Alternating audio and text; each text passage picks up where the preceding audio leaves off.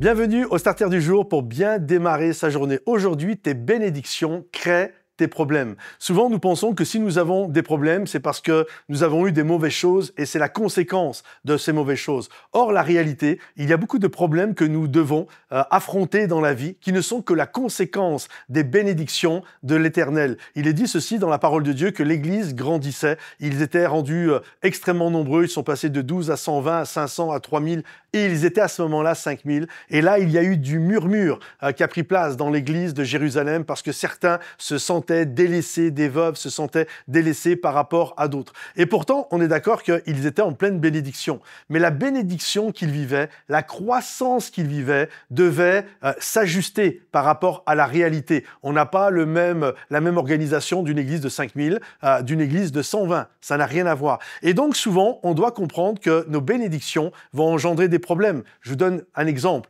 Il n'y a que les gens mariés qui ont des problèmes de gens mariés. Je me souviens, il y a quelques années en arrière, un homme vient me voir, il avait une quarantaine d'années, il me dit « Pasteur, prie pour moi, je veux me marier, j'en ai marre d'être seul. » Et on a prié pour qu'il se marie. Et quelques temps par la suite, une année plus tard, il s'est marié. Et 5-6 mois après son mariage, il est venu me voir en me disant « Pasteur, prie pour moi, je la supporte plus. » Et t'as les problèmes de tes bénédictions, t'as les problèmes d'un gars marié, t'as les problèmes d'une femme mariée.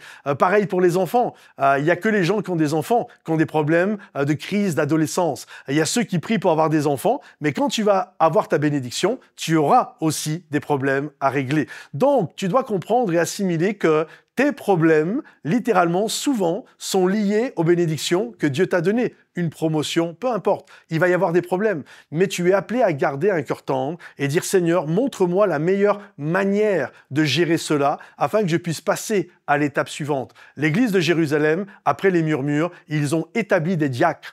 C'était nouveau, ça s'était jamais fait, et ils ont établi des diacres pour qu'ils s'occupent de ces choses-là pendant que les apôtres continuaient de prier et de prêcher la parole de Dieu. Et la Bible nous dit que l'église grandissait, elle était en paix. Donc voyez-vous, à chaque problème, il y a une solution. On ne doit pas se jeter à terre et se morfondre en disant « c'est terrible ». Non, il n'y a pas de changement sans crise. Il y a eu un problème et je vais le régler avec la grâce de Dieu pour pouvoir passer à l'étape suivante.